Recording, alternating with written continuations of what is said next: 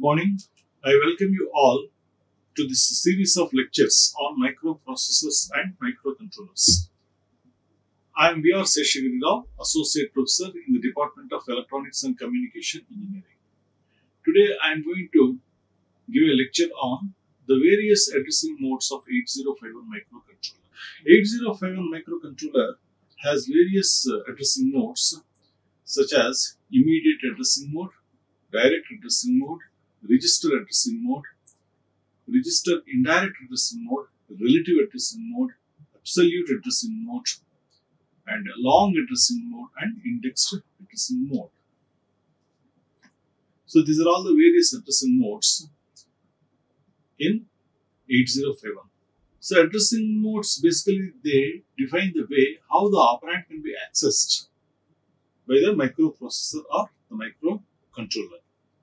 So in immediate addressing mode, this data is part of the instruction. So when the instruction is assembled, the operand comes immediately after the opcode. And the immediate data in 8051, it is preceded by this sign. So whenever this sign is there and the information which follows this sign is nothing but the immediate data. So the immediate data is preceded by this hash sign, and the addressing mode can be used to load the information into any register, including DPTR. DPTR is a 16-bit register. There are three 16-bit registers in 8051, namely the stack pointer and the DPTR and the program counter. These are the three 16-bit registers in 8051 microcontroller. So, for example, if I say move a hash 25, that means 25 data is moved to the accumulator. So here the data is part of the instruction. So this is the immediate addressing mode. And move R4 hash 62. So the 62 data is moved to the R4 register. And move DPTR 4532. So 4532 data is moved to the DPTR register. For example, before execution, let us say the contents of DPTR, DH, DPTR, H and DPTR low. So this is 8-bit and this is 8-bit. Okay, higher byte and the lower byte. And before execution, let us say the contents are 8C and 24. So after execution, the contents of DPTR are going to become 45 and 32. So after the instruction of this execution, the contents of DPTR are going to become 45 and 32. AE stands for after execution. So this is the immediate addressing mode.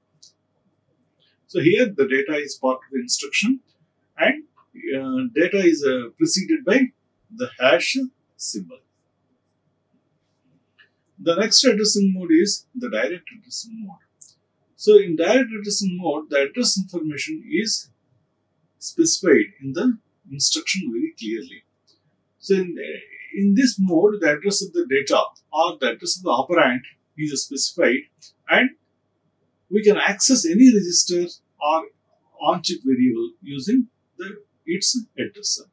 So this direct addressing mode, it includes the general purpose RAM, the SFRs. SFR is nothing but the special function registers, IO ports and control registers.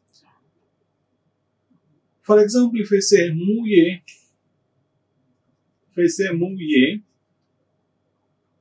56H, so that means the data which is there in the memory in the address 56 is moved to the accumulator. For example, before execution, let us say the contents of accumulator are 21. Okay, and let us say the contents of 56 memory location is 2F. So after execution, the contents of accumulator are going to become 2F. And the contents of memory location 56 is going to remain 2F. That means data is only copied from the memory location to the accumulator. It is not, but the contents of memory location 56H remain unaltered. So, direct addressing mode, we specify the address of the operand very clearly, and address is part of the instruction. So, we know the total internal memory organization of 8051. We have 128 bytes of RAM, and another 128 bytes of RAM is allocated for the special function registers. So, how this internal RAM is arranged in 8051 microcontroller? Register banks occupy 00 to 1FH. That means this is 32 bytes. So 32 bytes means 00H to 1FH. Then bit addressable RAM occupies 16 bytes. In the address range 20 to 2FH. General purpose registers, they occupy the address in the range 30 to 7FH. So what is the total bytes? 80 bytes.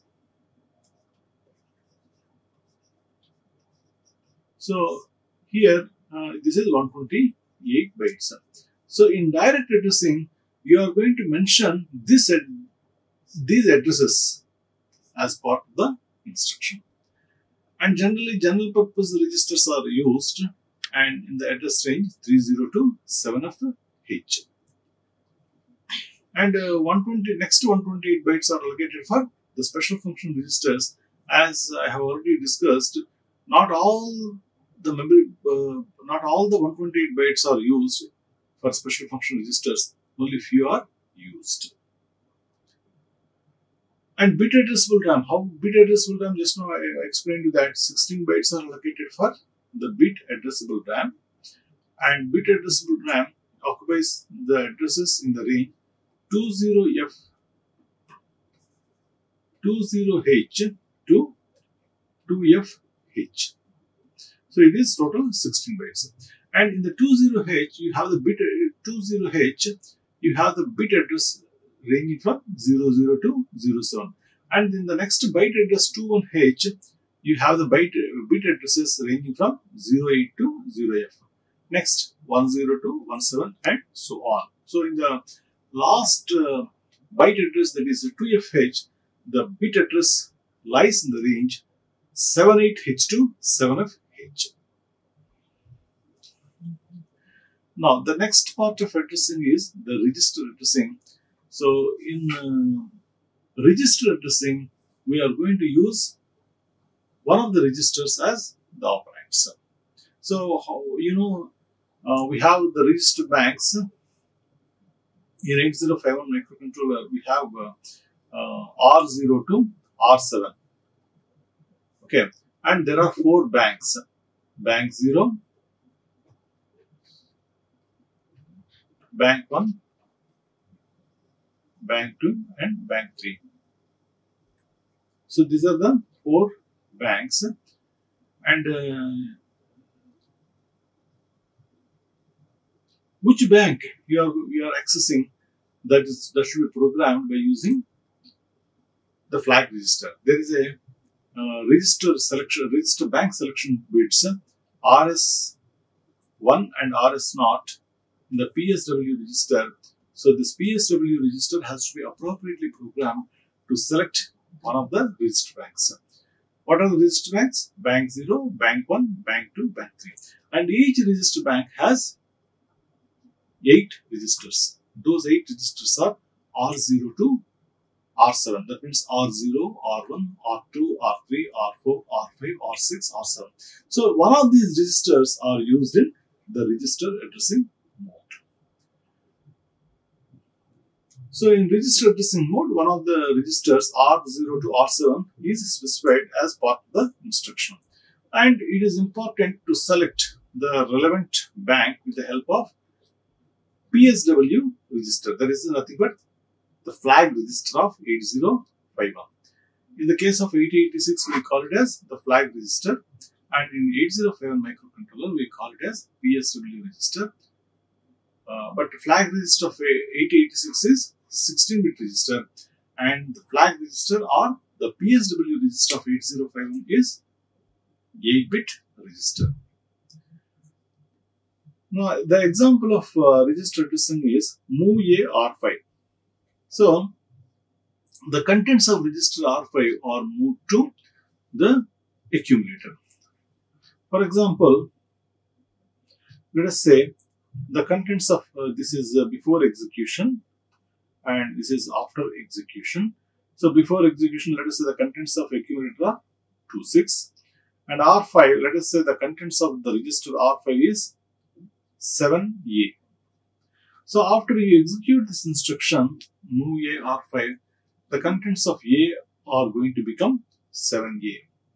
And the contents of R5, they remain unaltered. Only data is copied. So, this is how the registers are used in register addressing mode.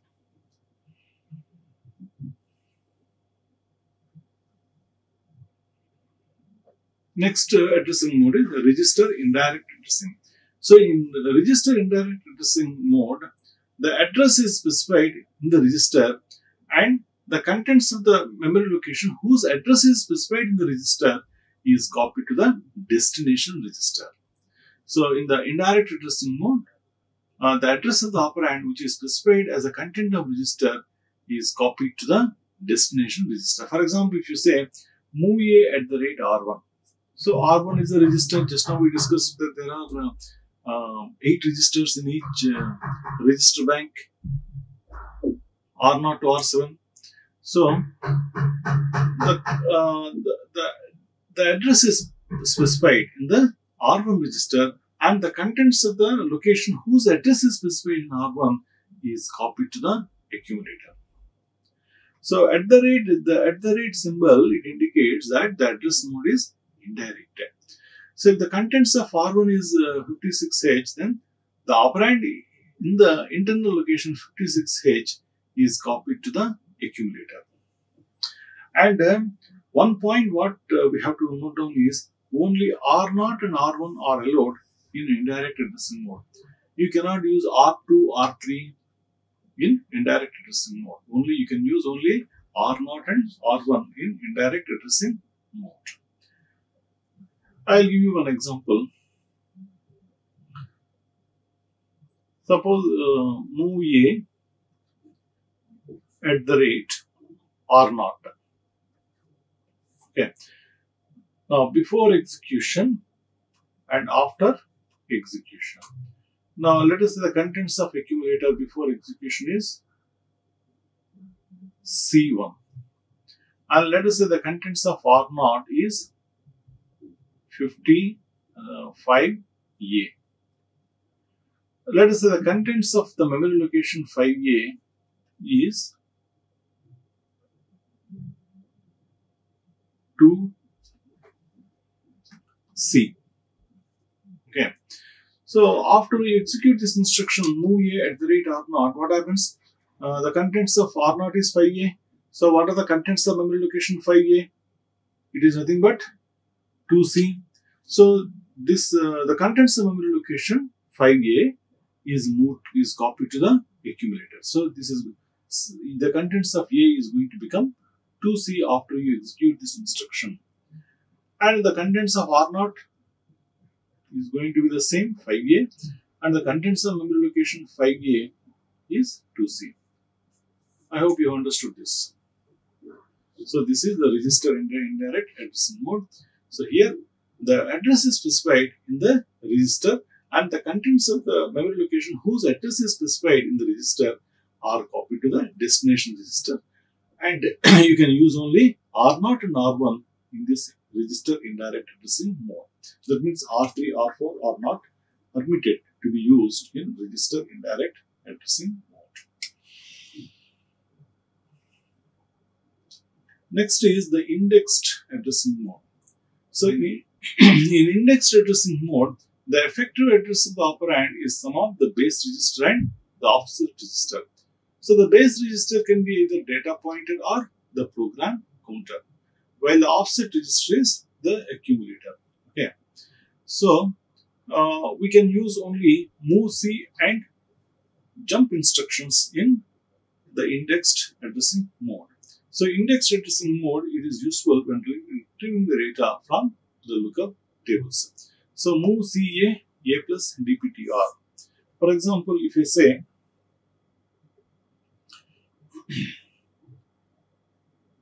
before execution and after execution, okay, let us say the contents of A is 20, and let us say the contents of DPTR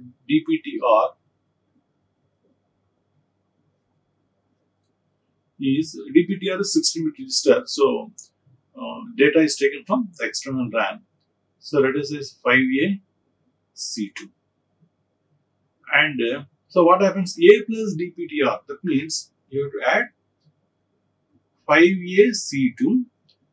We have to add 20, and that means you will get 2. C plus 2 is DE A 5. So the contents of this memory location 5A E2. Let us say the contents of this memory location is 2A. So after we execute this instruction, move CA at the rate A plus DPTR, what happens? The contents of accumulator are going to become 2A. And the DPTR contents are not going to change, 5A C2. And the contents of the memory location 5A E2 is going to be same 2A. So this is the indirect addressing mode. So, sorry, this is the indexed addressing mode. So in indexed addressing mode, the effective address is nothing but the sum of the base register and the offset register. So what we have done, we have taken the base value from the DPTR 5A C2 and offset value we have taken from the contents of accumulator, that is 20. So both we have added and we have got 5A E2, which is the effective address, and the contents of the memory location with this effective address is copied to the destination register, which is nothing but the accumulator. So this is the indexed addressing mode. How is the memory organization of 805 microcontroller? We know that we can if there is one pin, EA bar pin, external access pin, that decides whether you are accessing the memory in the full range from outside or part of it from inside and part of it from outside. You know, the program memory, we have 4 kilobytes inside for the 805 microcontroller, and if EA bar is connected to ground, then 4 kilobytes of on-chip RAM is used and remaining 60 kilobytes are off-chip. Okay, and if EA bar is connected to ground, the internal program memory is not touched, it is not used, and the total memory lies outside the microcontroller.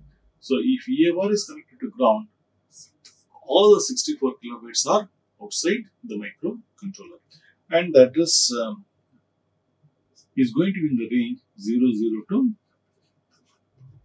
FFFH. So all 64 kilobytes are going to be outside the microcontroller. And if EA bar is connected to VCC, then 4 kilobytes of on-chip ROM is used in the address range 000H2 0FFH, and remaining 60 kilobytes are used in the range 100H2 FFFH. And this all we have discussed that we have 128 bytes of RAM.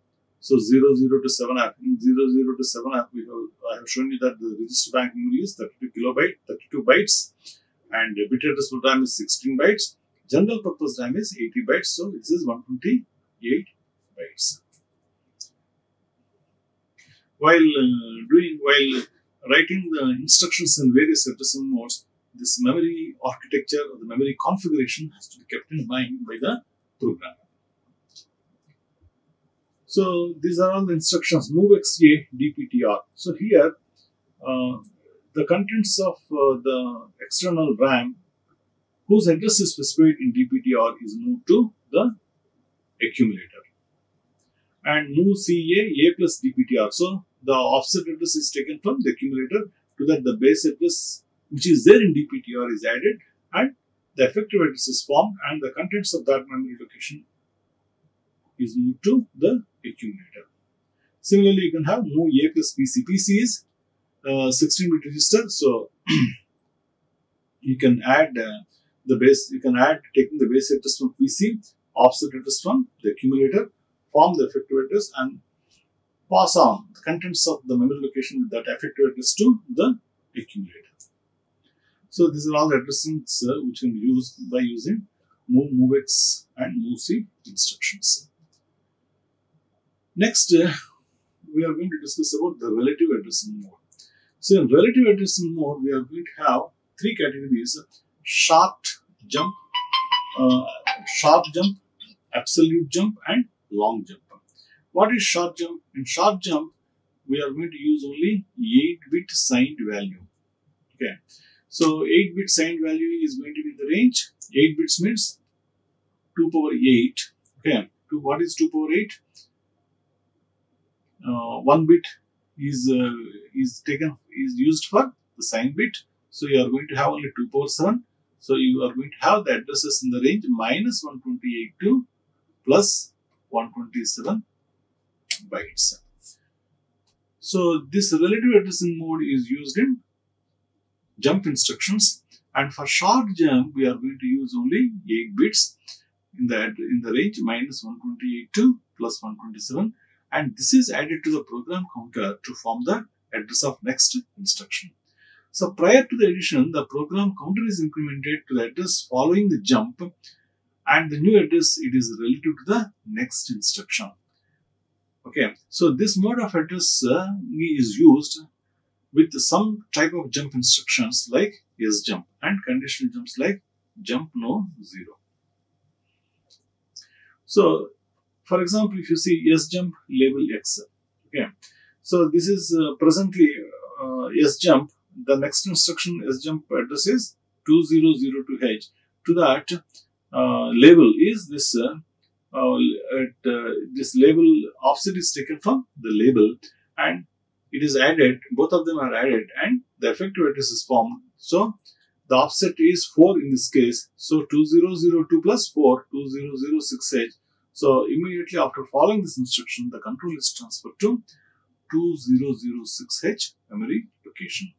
Similarly, we have the absolute jump. In absolute jump, we are going to use 11-bit absolute address. So when you have the 11-bit absolute address, the remaining 5 bits are taken from the existing values of the program counter. So the upper 5 bits of the 16-bit program counter, they are used, that means they are not modified, and lower 11 bits are loaded from the instruction, which is nothing but a call or a jump. So the branch address, when you are using 11 address bits, 11 bits means 2 power 11, so that is equal to 2 into 2 power 10, so that is equal to 2k. So it is in the range of 2k. So the branch address must be within the current 2 kilobytes of the base program memory. That is nothing but absolute addressing mode. So we use 2 instructions in absolute addressing mode, that is a call and a jump.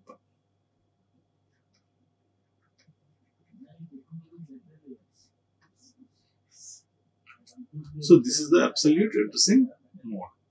Another is the long jump addressing mode.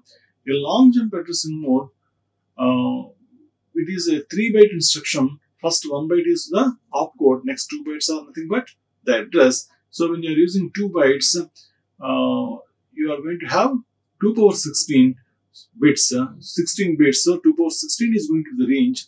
So that is nothing but 2 power 6 into 2 power 10. So that is equal to 64k. See, in 8051, maximum is we can interface 64 kilobytes of memory, and in long addressing mode, you can switch at any memory location in this 64 kilobytes of memory address range.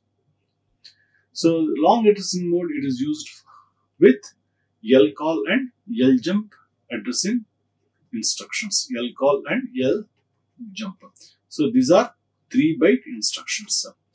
The 1 byte is for the opcode, remaining 2 bytes are for the address. So when you are using 2 bytes, you can have switching in the range 64 kilobytes. So you can access any memory location in the memory map. That is a long addressing mode.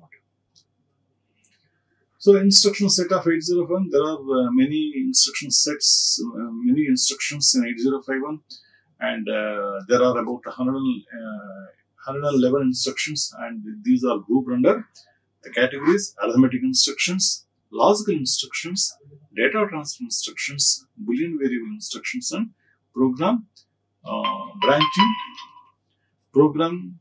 branching instructions. So these are all the various instructions of 8051, which will be discussed separately.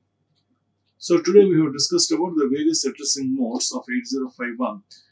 We have importantly immediate addressing mode, where data is part of the instruction, and direct addressing mode, where the address is very clearly specified as part of the instruction, and register addressing mode. Here, one of the registers are used, R0 to R7, in the instruction. And register indirect addressing mode, here the registers are used to accommodate the address of the operand. And relative addressing mode we have discussed, wherein we are going to use the DPTR and the program counters. And absolute addressing mode, we can have the switching in the range 2 kilobytes. In long addressing mode, we can have switching in the range 64 kilobytes. So with this, I conclude today's session on 8051 addressing modes. Thank you. Like, share and subscribe. Hit the bell icon for more updates.